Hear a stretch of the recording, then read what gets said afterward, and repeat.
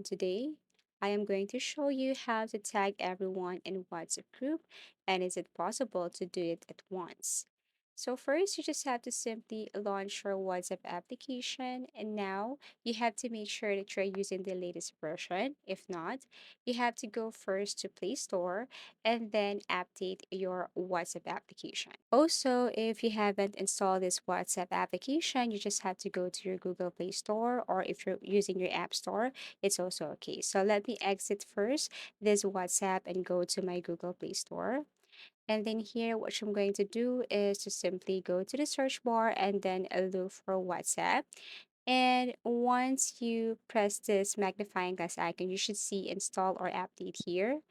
Now, if you have updated your WhatsApp application, then what you want to do is to go to that specific group. If you haven't created one, then you can go to create new group, add members right here. Okay, so to create, you just have to click new group, add some members, and then create group name. And then once done, you just have to click this check, okay, to make it finish or done.